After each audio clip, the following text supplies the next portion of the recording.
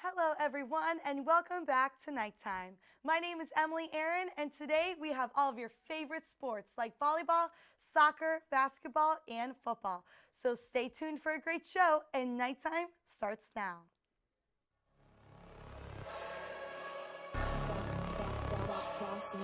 Things gon' change when I really hit the field. Undefeated chance, man, you know what's the deal. Tryna find a kid, I'm in the field doing drills. Boy, you just a sucker, you ain't never keep it real. 3 rings in my hand, I'm a warrior to the max. When I hang it up, they gon' have to give me plaques. Step up in the building and I only bring the facts. When I make a highlight, they gon' replay, run it back, okay? Always locked in, I don't got time to lax. Saying he the best, he could take a lap. Batted 1,000 when you check the stats. Boy, is you ready? You ain't gotta ask.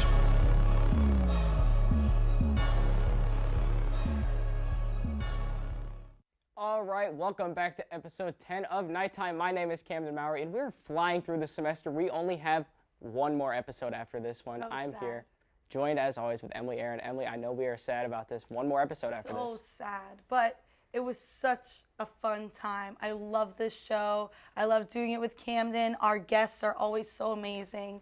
It's such a great show. I'm sad that we only have one episode left. Right. Speaking of our amazing guests, we got kind of a mid one today because I saw his football performance last night, and he was not on fire. We got Andrew Montana here, Andrew South Dakota, whatever his last name is. How we doing, Andrew? I'm good, Camden, but at least I didn't get struck by Isaiah. It's okay, though. Okay. We don't got to talk about that. Okay. So one episode left. We're going to start out the show by talking what you wanted to talk about for the last 2 weeks if we didn't get derailed by the hurricane we had. We're going to be talking about UCF volleyball, who is absolutely crushing right now, Andrew. What are we, 22-1?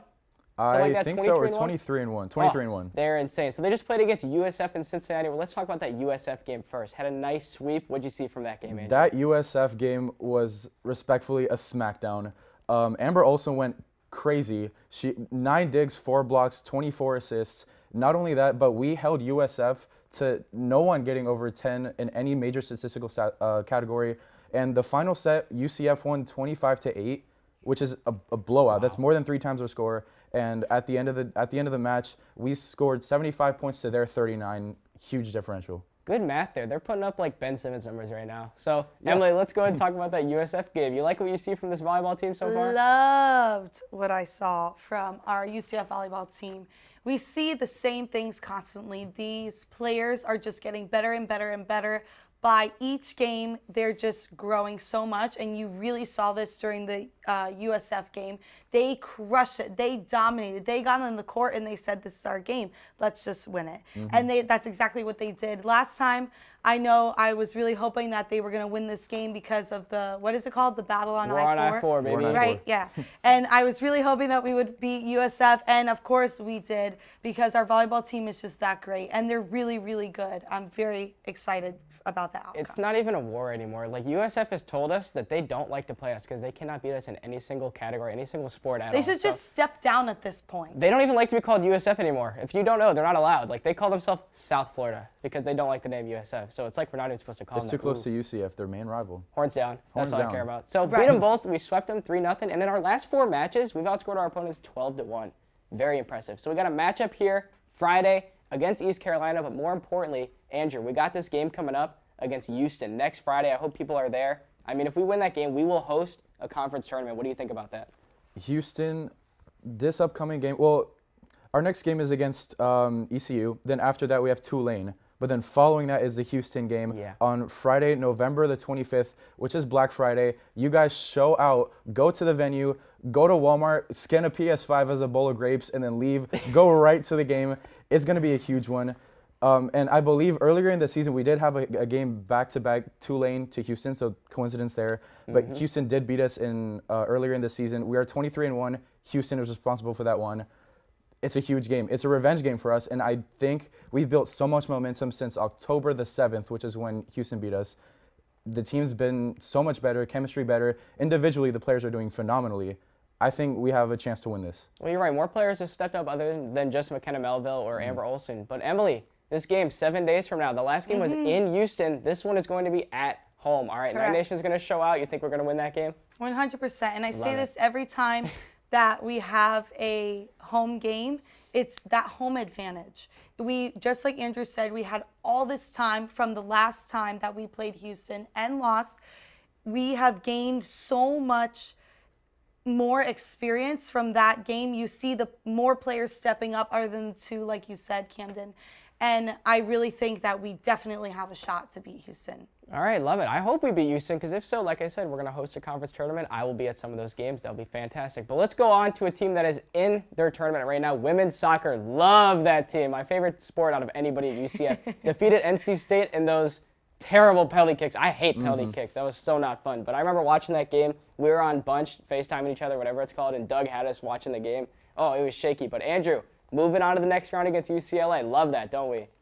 I mean, we do have our odds against us, against UCLA. They have been phenomenal this season, but never lose hope with UCF, especially Kristen Scott. She's had a great season. As of now, we have struggled a little bit offensively, but I think we have what it takes to put up a fight against the Bruins. All right, Emily. So we're going to talk about that game against NC State. Huge game in penalty kicks. Caroline Delisle came in so clutch. Can you talk a little bit about her? She is phenomenal. When you do those penalty kicks, you don't know. Exactly. You have absolutely no idea. You stand in that goal and you are blind because you have no idea where the ball is going to go. It's a 50-50 shot. You're either going to the right or you're going to the left. Well, I guess, or it could go above you. But anyways, it's crazy because she did such a phenomenal job. It's like she is psychic because she knew where the ball was going to go almost every single time. She blocked it. We won that game. Crazy, crazy, crazy game. Oh, it was crazy. My heart was racing the whole time. Alex Funderburk was texting me throughout the game. The poor guy was so stressed and cold in NC State. Still kind of mad we didn't get that home game, but that's whatever. So I'll go ahead and ask you. I'll go right back to you, Emily. UCLA. We played them in the same second-round game in UCLA 12 years ago and lost to them. Now we get the same chance to get revenge on them again. Now, none of these players were even probably teenagers at the time when that game happened. But still, big chance here to go on the road and upset UCLA in California. Now, I don't want you to just say, we're going to win it. But if that's how you feel, you think we can win that game? A little nervous. Yeah. A little nervous, a little intimidated by UCLA. But I think from the momentum of the previous games, like I know we didn't win versus Memphis, like that was kind of like and I think that just gave us the strength because look at the last game. I really hope that winning momentum is going to transfer on the field for the UCLA game. I'm really, really hoping. Still a little nervous. It's a little iffy. It could go either way. Chances are that will go in our favor, are slim-ish, but I really hope that the momentum stays going exactly where it's been. Andrew, I'll ask you before we go to break, all right? Kristen Scott, she got a little injured in the last game, came up bleeding a little bit. Also, she's had a little ankle injury. We've seen that thing get taped up and taped up. If she's healthy, how do you think we fare against UCLA? I think her health is honestly maybe the X factor in this game. She provides so much offensively, not just with scoring. Obviously, that's what we know her for. But she, like you see it in every sport. You have gravity. She draws defenders to her. She easily kicks it out for an assist. That's how we score. That's how we can run our offense. I'm hoping she's healthy enough to perform at the level we know she can. But I guess we'll see when it comes game time. I hope so. And you're right. She's the X factor like you were last night in that football game. Jeez. Now, let's go into my nightlight. This is my favorite player on the men's basketball team right now. Can't tell you the name before break, but I'll let you know. This guy was the leading scorer on his high school basketball team, and we all love him here at HTF. Now, when we come back from break, I'll let you know who it is. Stay tuned. To HTF Hot Takes. I'm Johnny Jackson. We've got Emily Aaron to my right and Maluka Costa to my left. Hello and welcome to our segment of Hot Ones. I'm here with Noah Kemper and Grant Wheeler. Yep, I knew that. Grant Wheeler. Listen, I'm a Bulls fan, but I just can't ever argue against LeBron. I watched him my whole life. I've been going back and forth with this debate for a long time. It's got to be Michael Jordan. Whatever she wanted. I would wake up in a maid costume for Doja Cat. Brutal. Jeffrey Laux, no question. Richie, I would give it to Richie. It is not Richie. It is not Richie. No, it's Jeff. Richie's pronouns are he, they, because he cannot be him. What? Oh, where's that? I'm gonna have to also agree and say Jeff. He always is spiffy. It might be Cameron. Cameron's had some good fits. Out of the women, Norelli always dresses really, really cute. Oh. That went so awful. It's basketball. College football, I think, is the best sport to watch. If you don't like soccer, it's because you suck at it. I think college football is the best. Thanks for watching.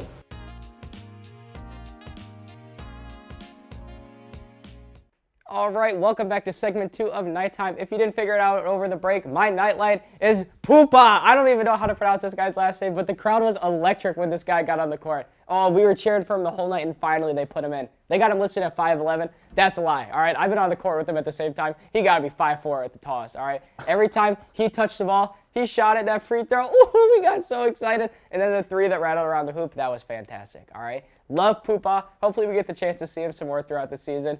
Anywho, love Poopa. Let's get into segment 2. Still joined by Emily Aaron, who also loves Poopa, and Lexi Zolo and Andrew Montana, who also love Poopa. Yes, Talk about we do. Poopa. Yes, we are Poopa's biggest fans. I mean, we had the crowd going crazy for Poopa. I mean, I can't believe when they put him in, I was so excited. But he is a lot shorter than I expected. But he did kill it, though. He scored Absolutely. a three-pointer. He's more than just a short dude. We are the maximum Poopa Troopas here at UCF.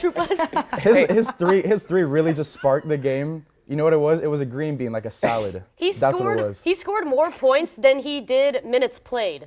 That's Only true. player on either team to do so. Either team to do so. Yes. So efficient. So let's get into women's basketball. We'll talk about Poopa a little bit later. We are undefeated right now, coming off of a kind of a scary road game against Campbell. I mean, this team didn't know how they were going to fare, but already 2-0 with 1 dominating win and then 1 close win. Emily, women's basketball, we like this so far, don't we? Women's basketball, we love this so far. The fact that we are 2-0 is fabulous because we were a little unsure on how this season was going to be because we lost a lot of players from last season, which we were very good.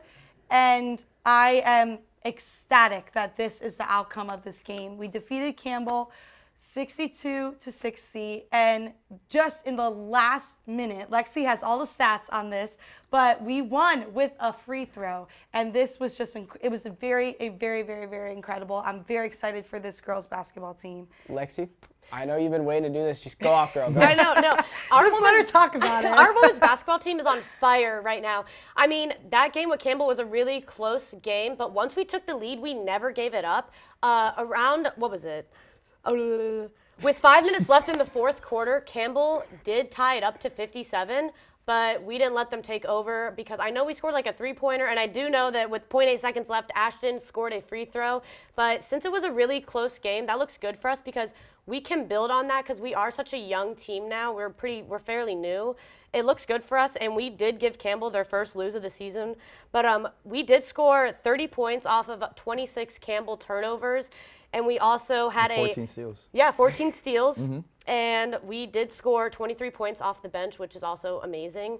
But, I mean, we're killing it so far. We're killing it. I'm going to turn it right back to you. I know you wanted to talk about Destiny Thomas, our star player from the women's basketball team so far. So go ahead and talk about what you saw from her yesterday.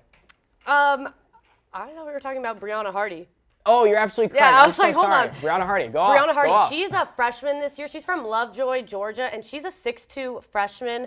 She's center, and she is doing so good. She was her MVP back in her high school, and this season so far, she's only played 45 minutes and only has 1 turnover, which is phenomenal. And so far, she has scored 18 points, 14 of those being in the Winthrop game. And she also tallied up 2 assists and 7 rebounds. I mean, she's just on fire. Yeah. All right, good. All right, sorry, this is where I was mistaken. Emily, Destiny Thomas, I know you got some stuff to say about her. Go ahead. I want to talk about Destiny Thomas. Destiny Thomas is my star player from the women's basketball team. She played 28 minutes, has 9 rebounds, 7 baskets, 6 free throws, and 9 points total. She is one of our star players on this team. I love to just highlight players that may not get recognition, and I think although I feel like she will be recognized on this basketball team just by how she's been playing lately, I still wanted to highlight her. I think she's phenomenal on our women's team. Well, you're right. It's good to give highlights to these people that don't get it a lot. That's why we're talking about Poopa. We could easily talk about Taylor Hendrickson. So let's go ahead and get into that men's basketball team, Andrew. I know why you want to stay on and talk about this men's team because they're kind of shocking us a little bit. All right? What do you think about that game against Florida State that we just saw last week? Against Florida State, my goodness. let me just say, respect to FSU's fans because they showed up. There were more fans collectively at the FSU UCF game than our first home game because of FSU's fans. But regardless, we did win 68-54 against the Seminoles and against Darren Green himself. Who's that? Yeah, I don't know. Exactly. The thing is, he was their best performer that night. He dropped 17 points, 2 steals, okay, but 50% shooting, which, I mean, debatably good. I would say it's good, but the fact that the rest of the team really didn't seem to perform on that level is what brought Florida State down. All right, I'll go ahead and throw to you, Lexi, about that Western Illinois, the game that we saw on Monday. I mean, that was a pretty good performance. Blew them out, almost double the amount of points that they had. So what can you tell me about that game and about Taylor Hendricks? Oh, Taylor Hendricks, I mean, so far, he is our... A monster. He's a monster. He is a monster. He is our best recruited player ever at UCF, and I mean, he's killing it. He is definitely, I would say, our best player right now, and Darius Johnson was supposed to be our best player, but he's been out with a knee injury, but we've been killing it without him, and just like the women's, this team is also fairly new. We only have 4 returning players, and honestly, the win against the Leathernecks was something impressive. Like that. Leathernecks, yeah. I love the name. And if I can just add, our defense that game was incredible, as well as our bench production. 39 bench points by the Knights compared to the Leathernecks, 6 bench points, as well as 22 points off turnovers for us to their 8 points off turnovers. Huge fast break points for us. All right, Emily, I'll go and ask you about this future game against a Big 12 opponent against Oklahoma State. All right, I don't think they're playing as good as they were with Cade Cunningham, but still, big game against a team we're going to be facing a lot in the future. How do you think we're going to play against them? Right. Well, we have no understanding of how UCF will play OSU because we have never played them in the past. But just looking between the two teams, I feel like we definitely have a shot at this matchup. And it's in the Bahamas. That's kind of cool. I would love to go to When that. I figured out it was in the Bahamas, I was like, that's so fun. Like, you can play the game and then go on the beach and, like, whatever. But I guess you could in Florida, but I know we're central. But I think this game is going to be, it's definitely going to take a look into our games to come versus OSU and how that should go from there. But I definitely think we have a shot against them. Right. Well, I know that we wanted to get into our Final Four predictions, but I don't think we have the time allotted for that. We all have next semester. We have 2 weeks from now to do that. So, Emily, go ahead and take us into your nightlight. All right, let's throw it to my nightlight player. She is a goalie. I don't know if that just gave it away, but that's all I'm going to say. I will find out who my nightlight player is when we come back from this commercial break.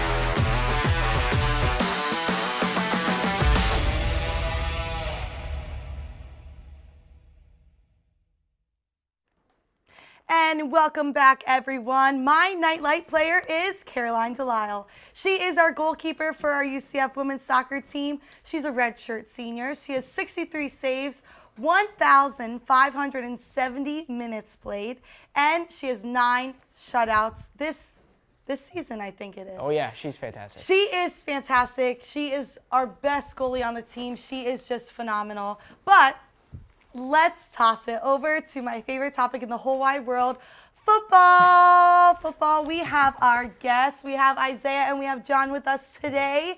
How are you boys doing? And let's talk some UCF football. I'm doing great. I mean, we just got our biggest win of the year against Tulane, and we're on track to get a really good bowl game, so nothing more to complain about. I also just finished the gauntlet. Andrew beat me to it by a few seconds, but it's fine. I'm feeling pretty good. First time on KnightTime, so I'm excited. Boys, I see you guys have got some long sleeves on, especially you, John. I was a little chilly. I was trying to eat some soup this morning, and woohoo! I was trying to get warmed up. You were trying to eat soup this morning? Yes, I was trying to get warmed up before we got to the That was studio. your breakfast? What is wrong? Yes. Madman. Are you kidding? What is wrong with you? All right, John, I'll go ahead and ask you this. We just beat Tulane, and we jumped up a whopping, what, 1 or 2 in the rankings? 2 spots. Yay! All right, kind of disappointed about that, but hey, big win on the road against Tulane. That was impressive, wasn't it? Yeah, definitely. Like, I know a lot of people were like debating about whether JRP or Keene should start, but they went with JRP, like, which some people disagreed with. But he showed out, like, especially on the ground, like 176 yards. I think he had at least 2 touchdowns. So yeah, He had that 67-yard rushing touchdown too, and that's when I think I went, oh, okay, that's why I want him to be our starter, because that's something Mikey Keene cannot do. All right, JRP is overrated.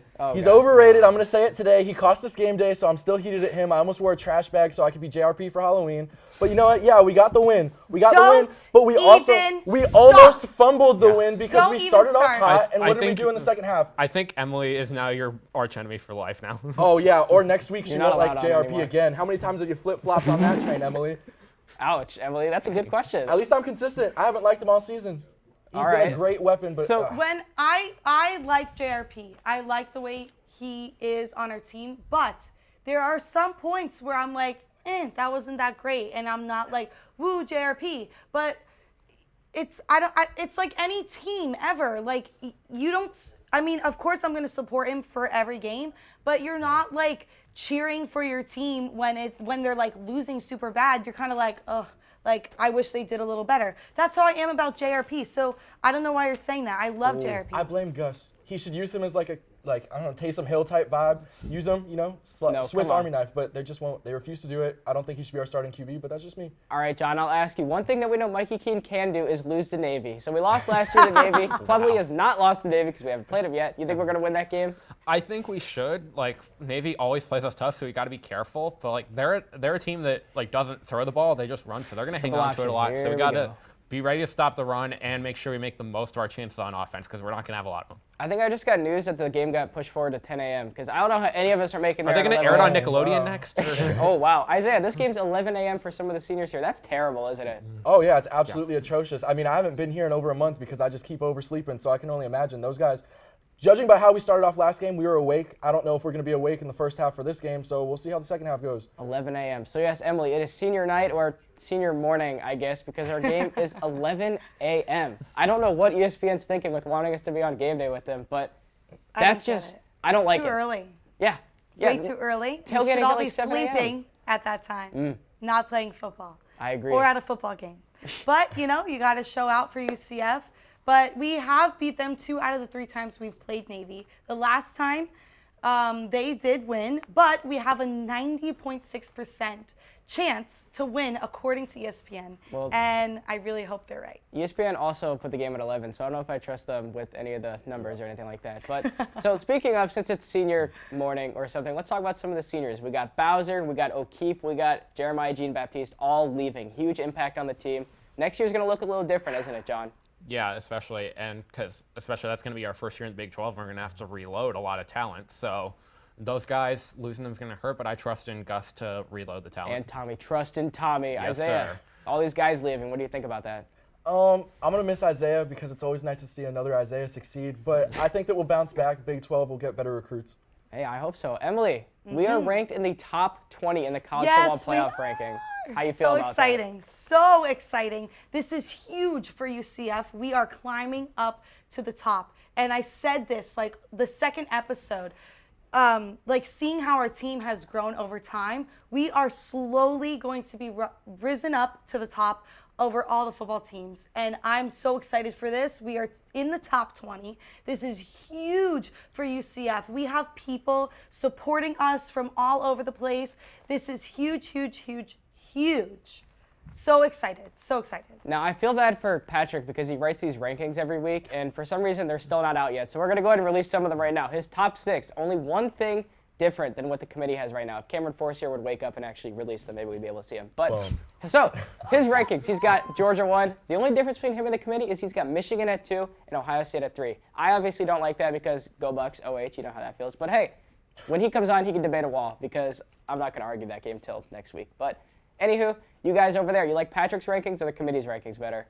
I think they're pretty interchangeable, honestly. Like, That's OSU fair. and Michigan have been neck and neck all season. They play each other next week, so it'll sort itself out. But the rest of the top 6, I do agree with. So. All right, now I'll switch to this. Are you guys a little angry that UCF's only at number 20? Because I mean, we're 8-2. 2 teams above us have 3 losses in Notre Dame and Florida State. Isaiah, does that make you a little bit mad that we're ranked below them? It makes me mad to see how we performed, but I agree with the rankings. I don't think that we're necessarily better than 20 other of the top teams. Although in a year where Bama sucked, I think we could finally make the argument, like, give us Bama because they've looked mid as well. So, yeah, I'm okay with the rankings, actually. Now, hey, I'm not going to argue we're better than 20 other teams, but it matters for recruiting. When kids see Florida State and they see UCF and they see Florida State's ranked higher with an extra loss, they're like, wait, so I can afford to lose more games and play in a bigger conference. I know we're going to the Big 12, but still, it's kind of like, it matters, right, if we're ranked higher than Florida State with 1 less loss. Yes, it does. Speaking of losing, something that I was pretty good at last week, even though we had the hurricane, I still lost primetime picks game. Texas lost to TCU. What are you doing, Texas? I mean, how many times am I going to pick you, Texas?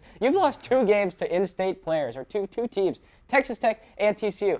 You lose to both of them. And this one at home, come on, Texas, you're killing me. But Emily, you win that one, so congratulations. Another win, just as exciting as getting like a steak dinner. This was awesome. So excited because I usually win these, and I'm so sorry, Camden, that you lost another one. But TCU is just, I'm just so excited for them because they were such an underdog team, and they are so dominating the football game right now, and I'm just very, very, very excited for them. And I wasn't worried because we basically led the entire game. Every quarter, we were basically winning. So. Texas had no offense. It was terrible. Now, I'll let you go, Isaiah. You have a player that you wanted to highlight from there. I know you made like a nice little cool graphic about it, so go ahead. Kendre Miller is who I want to highlight there. Camden came through and helped me with the graphic first time. So, yeah, he had a 75-yard run, and it was amazing because it was a really boring game. Like, let's just be real. They were awful. The entire game, I was arguably, like, the highlight was almost just me watching grass grow on the field because they weren't doing anything. But big plays win games, and, you know, boring. It was a boring game. I can't say anything. I'm a big fan of Bijan Robinson and Quentin Ewers. 29 rushing yards. Let's go. Yeah, 29 rushing yards. You remember when you tried to argue with me that they were the best QB running back duo in the nation? No, I said they were the most talented, and I stand by that. That worked out real well. All right, let's move to this since we only have 2 minutes left. Utah versus Oregon. John, I'll start with you. Yeah, I'm going with Utah. Yeah, let's go, John. So if you look back at last season, Utah absolutely crushed Oregon both times they met in the regular season and the Pac-12 championship. Oregon just lost at home to Washington, who I think is worse than Utah. And, you know, me, avid Oregon uniform hater, it's because they wore those horrible lemon uniforms. Yep. Like, come on now. So hey, it's going to be tough to beat Oregon on the road again. Isaiah, your pick real quick. Oh, I'm definitely going with Oregon. Oregon has lost in fistfights, but they're arguably like the little brother going against the big kids. Utah's beat up on the little kids. Like, it's not cool what they've been doing. Oh, yeah, Oregon and Georgia, real fist fight there. Oh, yeah, well, you know what? At least they Big played fist Georgia and didn't lose to Florida, buddy, and that was week 1. So if you want to scratch that one for freaking Utah and Oregon, then we won't count week 1. But regardless, they're going up again, like, coming off a loss, Oregon, and I think that they'll put up a good fight in this one, whereas Utah went up against Stanford. Stanford's mascot is a tree. A tree! That's all I'm saying about that. So don't tell me they're going to compete, buddy. Hey, Camden, Utah worked out well for us when we picked them against USC. Yes, it did. Emily, go ahead. I'm taking Utah. It's Oregon for me. It's going to have to be Oregon, and I totally agree with what Isaiah said. For the first time, we finally agree on something. I definitely think Oregon's going to take this one, and I hope I'm not jinxing myself because I have been on a winning streak lately, and I really hope that Oregon pulls out a win. And I also am picking Oregon for my brother because that's his favorite team. So. All right, take us home, Emily. Unfortunately, that's all the time we have left. Thank you so much to our guests, Lexi, John, Andrew, and Isaiah for joining us. And thank you, Maddie Glass, for making our highlights. And thank you for watching Nighttime. See you next week. Go Knights and charge on.